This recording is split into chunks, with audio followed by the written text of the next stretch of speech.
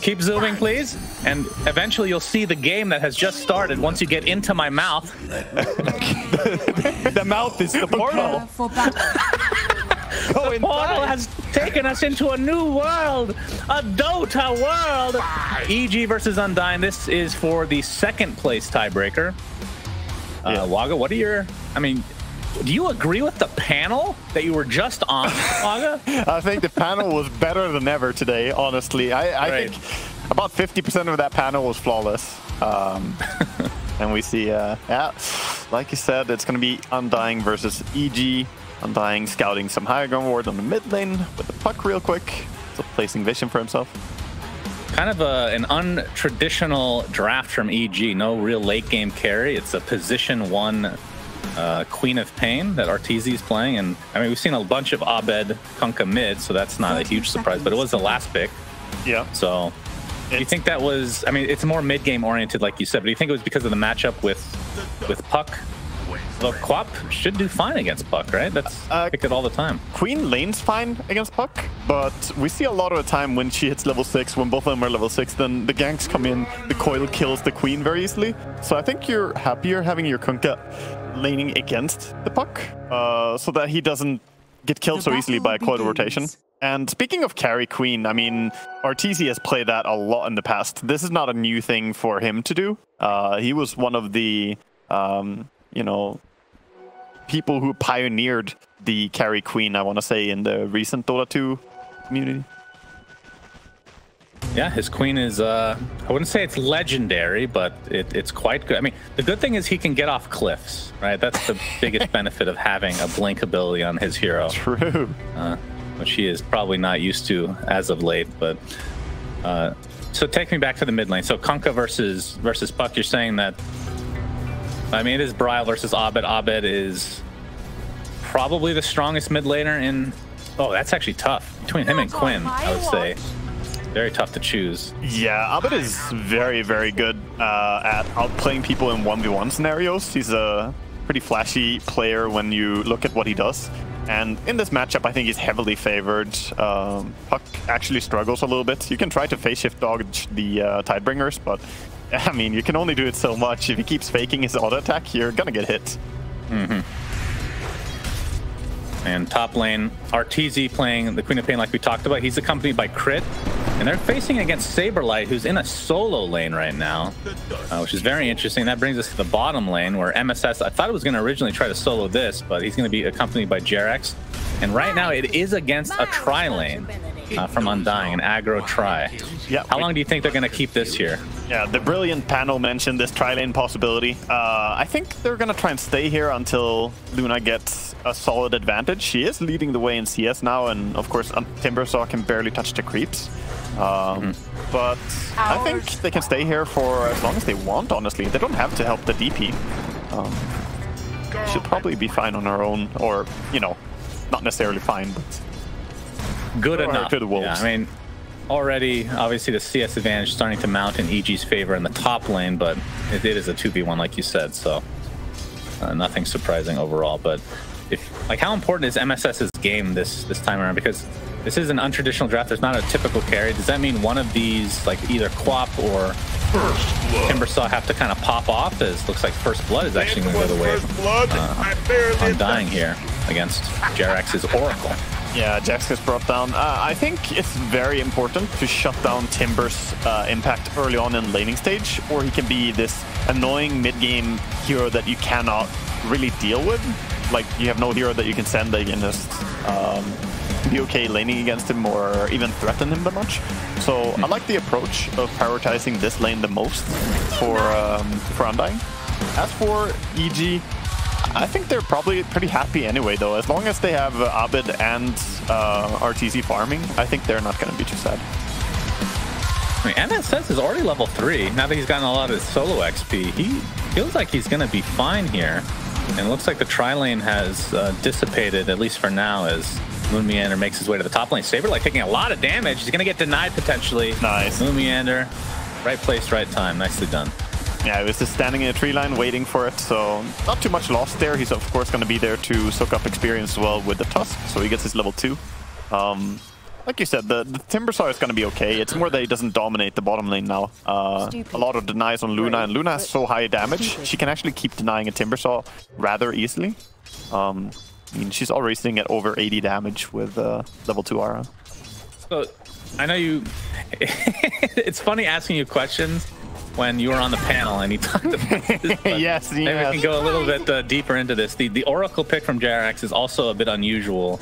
Not a hero that we not only not see him play, but nobody, really. And it's typically accompanied by, like, a Death Prophet type hero or something that has a lot of healing. I mean, Timbersaw is the closest you're going to get on this team. Is it just for the False Promise save?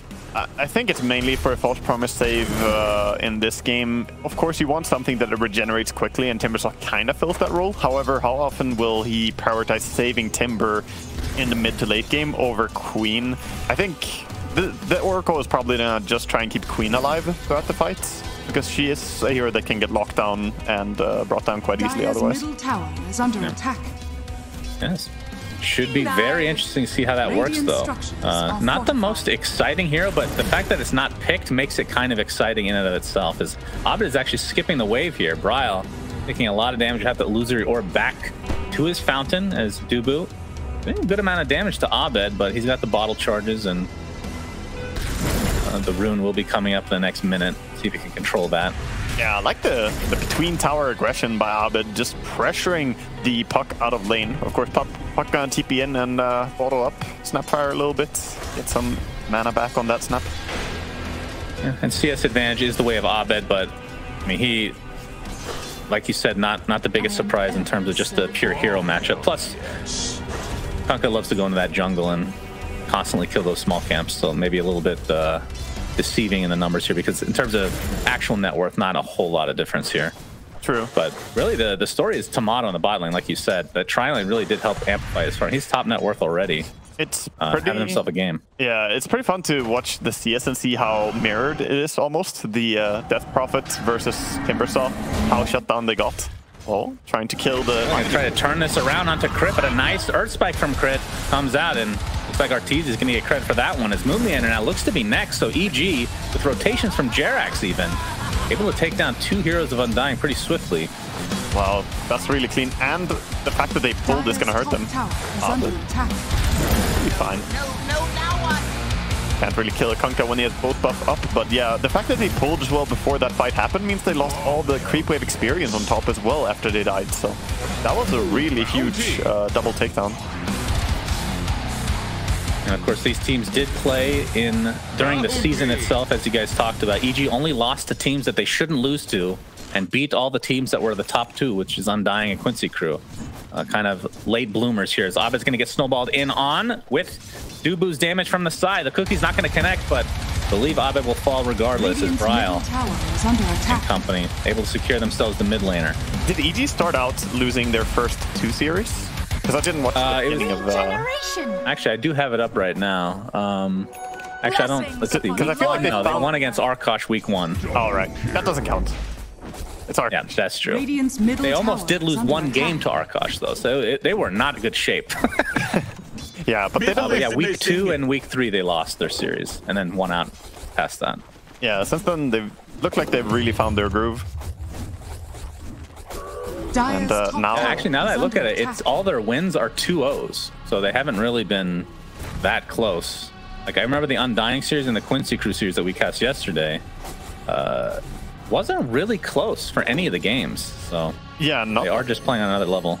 That means that they didn't they lose the same amount of games then as Quincy? If you look at like games lost, they lost less. Actually. They lost less even. Wow. They were in terms of just singular games. Oh, true. For Quincy Crew 12-6. Yeah, because EG of course won 2-0 against them. Yeah, I didn't think about those 2 losses. That's funny. Yeah, I mean, we talked about this yesterday as well with the bottom of the bracket, though, because Black and Yellow and Simply 2-Base, very lopsided win-losses comparisons, where Black and Yellow won way more games, but they still end up getting relegated because they lost this matchup to Simply 2-Base. Yeah. Oh, Puck trying to steal. Nice kill bottom. Yep, that's not going to work out for Saberlight. MSS gets his first kill of the game. And meanwhile, in the triangle, we see the boat come out from Oddbed. Moon Meander takes heavy damage, but gonna survive for now. Nice coil onto the Queen of Pain.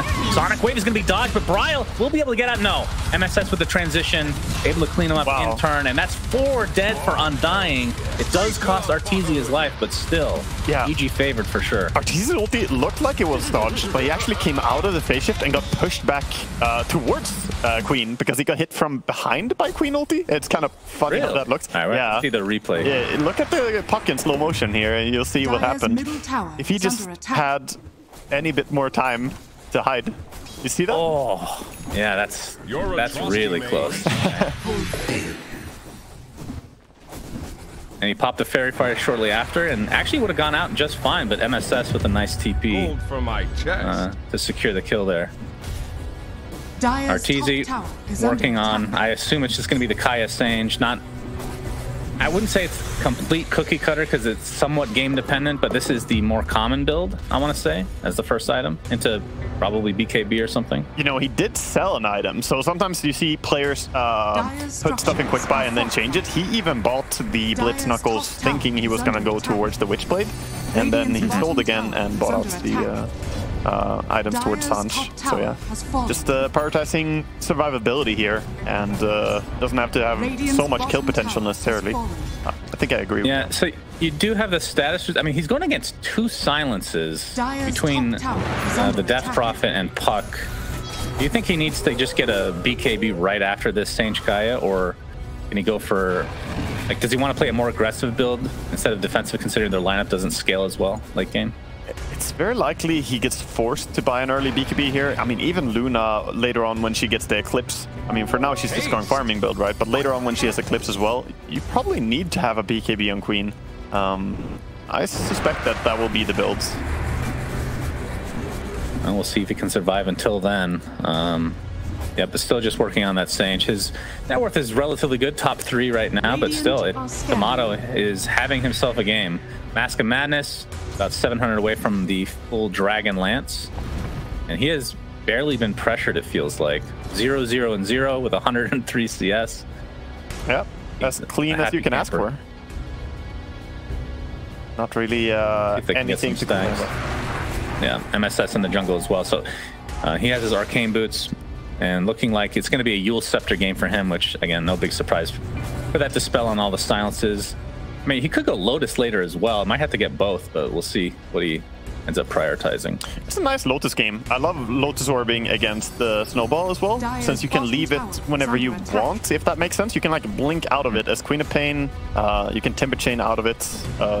It's really nice to have a Lotus Snowball. Is that during the roll-up animation or when you're actually snowballing? Yeah, while you're rolling and animating, you can use something to blink out of it, and then you like send a snowball, but you're not in it. Okay. So it's a very nice. I've seen that before. I didn't understand the interaction completely. Yeah, that's why Antimage is a great example of a hero that you don't want to snowball as Tusk, because you just give him, like, you know, one more tool to work with. Right. Well, most of the team is in the mid lane right now, posturing to try to potentially take a tower. And aside from Death Prophet, I guess Undying definitely have the better pushing team, so that's something that Arteezy and company are going to have to try to withstand. It's such an interesting lineup because they don't have the best late game. They don't have great pushing. Like, who hits the towers here for EG? They're probably all gonna try and hit the towers after killing the enemy. Like, I think their entire idea is that their heroes are gonna function well in the mid game together and create a very strong team fight and overall like 5-man lineup at that point. But you're definitely right. It's not a lineup that excels super hard in something obvious. It's a curious draft overall, whereas Undying is this, you know, strong late game, strong push. Its ease of execution is higher on Undying, whereas EG have to be more methodical. Exactly. It's less obvious. It's more nuanced in general. And I think you said this on the panel as well, but the execution it's more important. It's harder to execute for EG.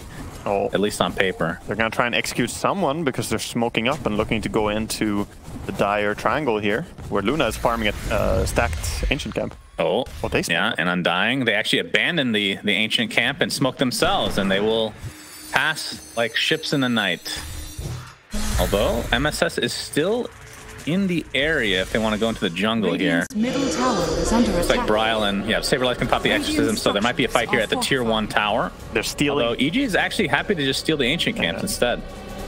They're just taking the farm. This is so awkward, but I think Undying is starting to realize like they have to be somewhere. What's going on?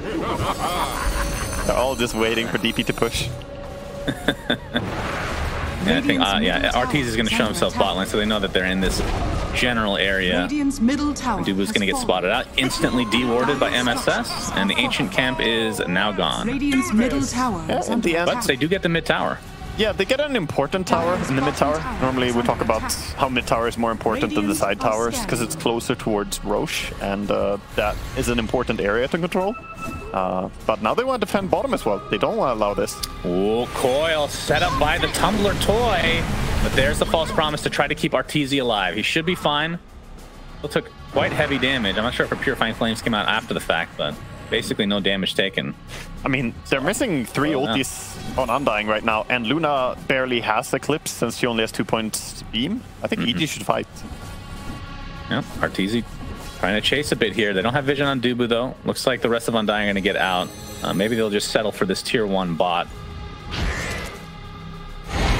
Exorcism is not up for another 70 seconds. We'll see how aggressive Undying actually want to get. Moon Meander snowballing in. It will not connect onto crit.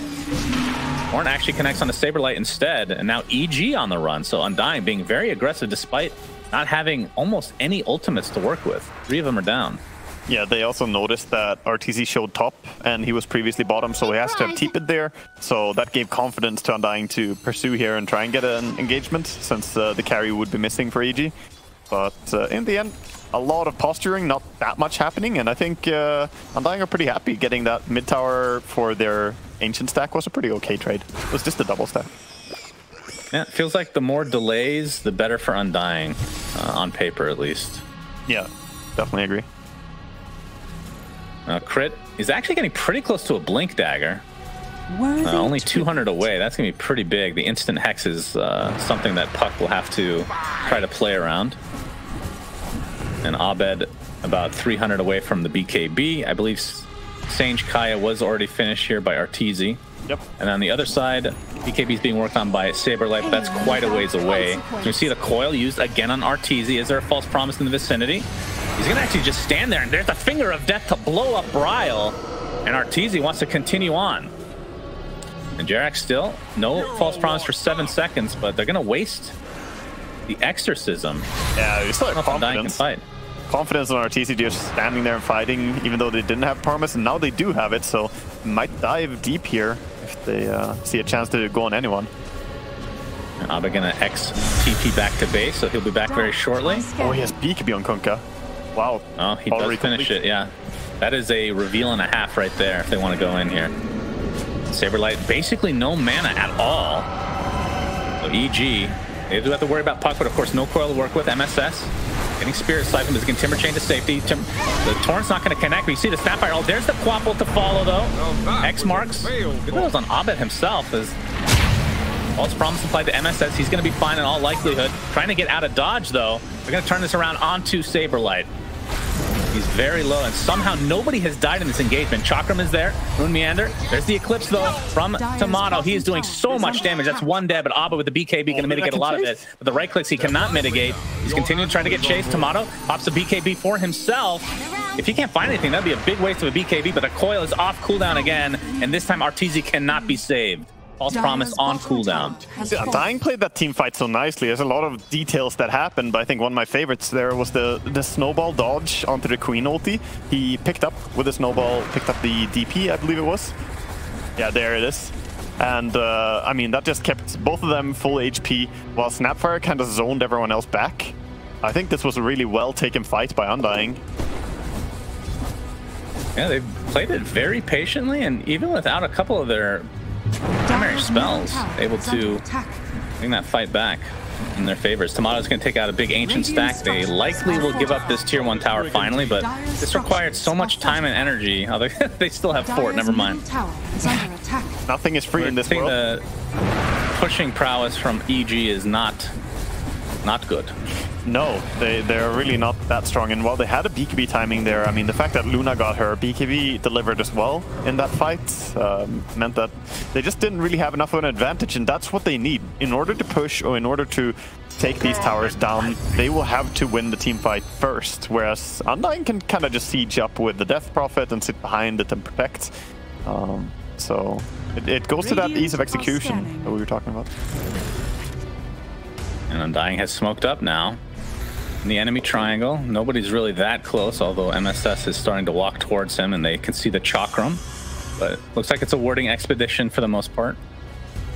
Yeah, right now we see EG trying to push out the lanes on all 3 lanes, getting the creeps as far back as possible. Meanwhile, though, Roshan going straight up it. Exo. This is going to be a very quick one. The minus armor from Dubu as well. And it's already at about a 4th HP. And EG looks like they're posturing to potentially try to go on mid. So this is going to be a free Aegis going the way of Timado. Yeah, he's going to be so happy about that. I'm not sure if Crit has shown his Blink Dagger yet, but probably has. Let's see if they can set something up. So yeah, this just getting with a lineup like this that is in theory better late game, just getting the Aegis is going to extend the game even further. Crit gets to jump into the instant Hex, the Sonic Wave to follow onto 2. Remember, this is the Aegis on Timado though. Base Edict saving Crit for now, and there's a false promise on her TZ as well. They're going to get rid of the Aegis as well as the Tusk, but it's going to cost them Crit on the Lion. Now the chase is on Abed and Jerax, taking a lot of damage thanks to that Spirit Siphon. Abed has to pop that BKB. Double kill for Bryle as they take out the second support now for EG. There was a very crucial ward for Dire that revealed this high ground goal. So that little ward right there allowed them to see, and that made them react in a great way. They send out the Luna and say, yeah, you can go on our Luna. She has Aegis, it's fine. And then everyone gets there and try to punish in the best way they can. So Dire get a really good trade, just losing their Tusk, getting 2 kills. I mean, I guess they used their Aegis, but you'll take it. It's another fight that they won. I think it's not that bad for EG either. Losing just 2 supports, and they have lower cooldowns on their spells for the most part. Is Timado trying to set things up onto Queen of Pain. Arteezy not able to blink out. The silence, even with the status resist, is just lasting way too long. He's actually going for Orchid, by the way. Yeah, it's surprising. He usually does go for her. Oh, Timado pops the BKB. That's the second charge now. He's going to try to turn things around with that Eclipse. No BKB yet for Mr. Abed. Looks like he's going to fall, but the Face Edict does mitigate a little bit of that damage, but not enough to survive. And they can keep chasing. They still have Coil, and MSS is going to get stuck so much magic damage just to rip through Timbersaw. Minus Enter. Okay. And he does get Hex, but Crit able to blink out to safety. So this was a terrific fight for Undying. They lose nobody. Yeah, really well done. I wanted to say something before about when they won the fight. There's a bigger thing that happens when you win a team fight, though. Even if you just barely win it, in terms of getting, 2 for 1. Oh, they're gonna go on Oracle. He looks dead. Yep, mega dead. Oh, Arteezy actually jumps in. He has Sonic Wave in a couple seconds. He might be able to take out Dubu. Moonmeander might be next as well as Crit. Oh, he's gonna get silenced immediately by Bryle. Very nicely done. They're going to get the Snapfire. There's a Sonic Wave from Arteezy. Hits several heroes, but now he's in a lot of trouble. This could be the second death in just a short amount of time for him. Blink Dagger on Puck. It does find Moonmeander. There's, again, the Waning Rift. Saberlight with the Exorcism. It's about to drop, though, and Arteezy, another blink in 3 seconds, trying to juke around the trees. They're going to spot him with the Illusory Orb and the right click.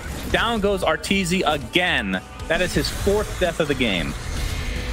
Yeah, that's very scrappy. I mean, that's your Oracle being caught out and killed immediately, and then you take a fight afterwards. You don't have that save that you might need to be able to sustain blinking in aggressively as Queen here.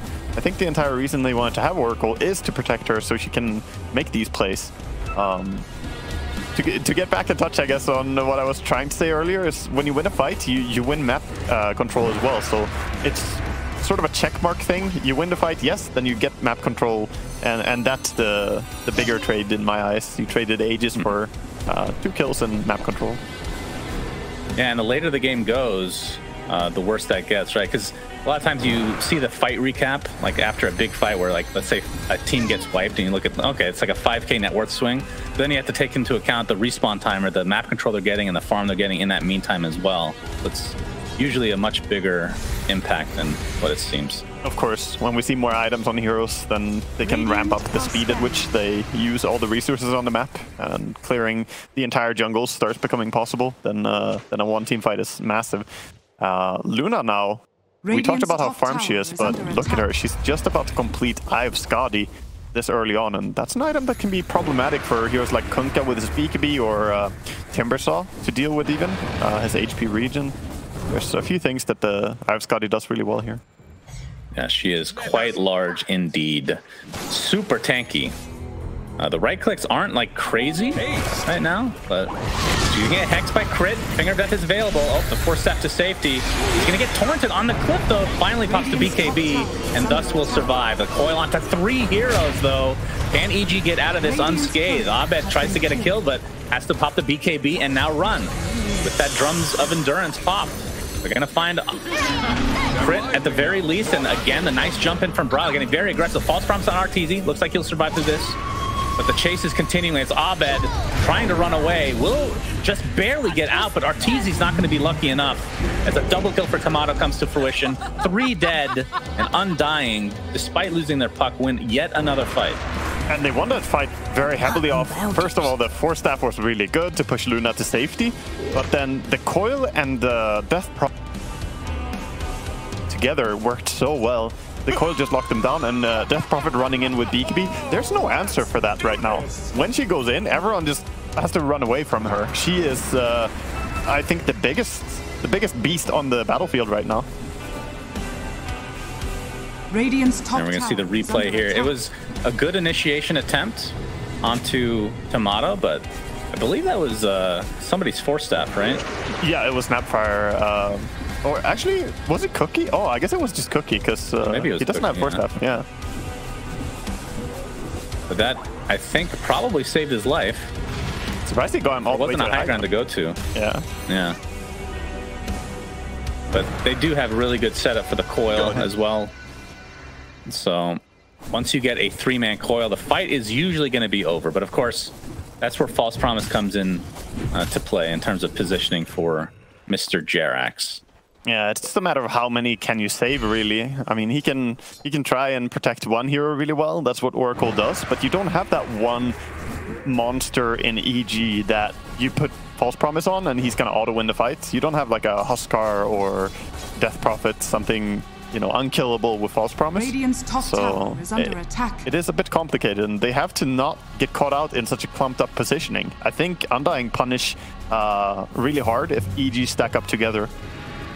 And Abed is going to reveal this smoke. He's going to get stunned, but he is X'd. See if he can get out just fine. We'll be good. Lumiana getting very close to a Blink Dagger for himself, as Blink is also on puck, as we already saw. Actually going for Eon Disc as well, as Torn is actually going to connect onto Dubu. He's going to get bursted down thanks to the Finger of Death. So a quick support kill for EG, and this is the most room that they've had to play with, it feels like, in quite a while. Oh, coil onto several heroes again. Sonic Wave to follow, though. They're going to be able to delete Bryle from the map, even despite the good coil coming out. BKB onto Bryle, or onto Abed, I should say, as he attempts to run away. Again, Undying cleaning up the supports relatively easily. False Promise still on Arteezy. He'll be fine. Ends up being a 2-for-1, 1 core for 2 supports. Yeah, they did also kill the Snapfire just right before, and she bought back as well, so not too bad of a trade if they can get out fully here. Oh, Arteezy blinked in. Oh, Arteezy. Yeah, blink on cooldown for 3 seconds. This is really bad. Oh, my. Oh, no. That is a rough death. Yeah, he was... As you can see his reaction. Very used to it, I think. Feels bad. Death, hydrate. He had another read. He was like, he thought that they controlled the triangle and that they were going to try and push, so he went to split a little bit, but Undying, they probably had an inkling of an idea there what he was going to do, so they stalk with Timado. Good heads-up play. And Roshan is now... Oh, no, he's actually up in 1.5 minutes, so still pretty late spawn, actually. As Timado's going to take out this tier 1 uncontested. Are fortified. Always ready. He has a Crystallis and going for Daedalus, and that is where the damage will come from. We've seen that a lot more on Luna lately in general. It is very meta right now, just going for pretty early Daedalus builds. It makes her hit really hard on single targets. I mean, still the AoE is good, but it's more her man-fighting abilities. Oh, BKB to dodge that impale coming from Crit. He's actually going to get the false promise applied to him instead of a core, and now coil onto 2. That's Kunkka. All right, they're going to get the Eon Disc proc onto Bryle. They're going to jump back in, trying to kill Arteezy again. He's silenced up, stuck inside the shards. He's dead. Buyback onto the Lion, though, as Abed getting Eclipse down, but a creep wave is going to tank a little bit of it. That's a double buyback now for EG, as Undying has only lost Moon Meander. Double buyback. They're just going to reset. They don't have TP on Queen, though, so she has to blink and run all the way up there. I think maybe they can get out on Undying. The Aeon Disc on Puck was just delivered, by the way, when he was fighting there. So I think maybe he would have been killed if it didn't arrive right there. So 2:45 faster than average was very important in this game, I think. And this is all about the next Roche, which is in 10 seconds. And they'll have Moon Meander up just in time for that. But False Promise used on Crit. I'm not a pro player here, Waga, obviously. Maybe best to save that for a core, though. I don't know how important it is to save Lion. They probably should have sold him. I mean, I think you just trade your Lion for the double BKB at that point, when they both BKB'd his stun. But it's so easy to say afterwards. True. Oh, Coil is going to snap. False Promise is actually not up for 2 seconds, so that means Crit is donezo. Abed looks to be next, but he's going to pop the BKB, attempt to run away. Saberlight, all right, they're going to get clipped by that Sonic Wave. Arteezy keeping them at bay as MSS is continuing to get chased, but should be fine, and the Exorcism is about half duration. Let's see if they can get into the Roche pit. Long death time on Lion here because he bought back earlier, so you have 50 seconds with you know, that important disable not being there, making it easier for Puck to play. I doubt that we're gonna see EG go and contest this at all. Probably just gonna give away a Roche. Yeah, they're not making a very hard contest indeed. So Aegis and Shard. Shard is already on Timado, so we can have a nice discussion of who gets. I mean, Death Prophet's Shard is crazy. It's DP, I think, in this game. Her Shard is really good. I would probably give it to him. Yeah, he looks to be the one consuming it. I really enjoy that one because it's the type of shard nobody thinks about. Of course, DP Shard is that you increase the Spirit Siphon charges by 1, which is nice. But if you drain enemies for 4 seconds in a row with Spirit Siphon, they will run away for 2 seconds, feared by you. And that is, if you don't think about that, you can get MSS. Oh no. He tried to do the Timber Chain TP, but didn't end up hitting a tree, so he just got stunned with Lucent Beam. That was unfortunate. Doesn't feel good. Yeah, the Shard on Death Pro, I mean, especially when comboed with Puck Coil, that's pretty actually. True. That's really good. Abed's getting caught out, stuck inside the shards. Crit gets a nice Earth Spike. Will it be enough to save him? Mortimer's Kissers, there's the Coil. BKB runs away. Bryle does not have the Aghanim Scepter yet, as Jerax is forced to False Promise himself, but I would assume this is enough damage to take him away. I think so, yeah. But actually he healed a lot, but in the end, goes down. No. So 15k net worth lead for Undying. They have showed up to play today. Wonder if Bulba is at the EG house right now after all that controversy. I don't know what's going to happen with that, but this is going to be a set of racks at the very least for Undying. Yeah, they probably need to have a little bit of a talk after this game because it's already starting to look like EG have to go back to the drawing board after this. I mean, 18,000 lead, 1 racks down. Don't want to count them out fully from the game, but this Luna is right now a problem that I don't see the solution to. Yeah, especially with the Aegis. That's the BKB in the backpack. I mean, we did. Oh, Moon Meander gonna jump in, gets off the Walrus Punch. MSS stuck inside the shards, but Timber Chain's just in time. I bet he gets a nice torrent, but the cookie into an aggressive play potentially. But Timado, like you said, is untouchable. I mean, we discussed this, and you guys discussed this on the panel, that an unusual draft from EG. It feels like a lot of these types of drafts either work out amazingly well or completely flop, and there's very little in between, and I think we're seeing the flop. Yeah, I think there was some idea to this draft other than what I was seeing, but it's not allowed to hit its timing because Undying's draft is pretty strong for punishing early, and they also played a really nice team fight early on. Oh, crit, blinks in, gets a nice Earth Spike into the Finger of Death. Is it enough to take out Saberlight? No, he just pops the BKB. Sonic Wave from Arteezy is very nice, though. Rune Meander takes the tumble, but Saberlight with that fear on the Spirit Siphon is just forcing everybody back. False Promise applied to Abed, trying to get back into the fountain, but they're just dropping like flies. GG will probably come out shortly, as this is going to be close to a team wipe, but still EG with a couple of buybacks. It's going to be a second lane of racks, for sure. Just a trip to the enemy fountain and then back up and keep taking racks. Yeah, they call it. Radiant's bottom barracks has fallen. So Undying take game number 1 of the best of 3. Remember, this is to secure second place in the NA DPC. Loser will get third. And Undying have definitely showed up to play. They looked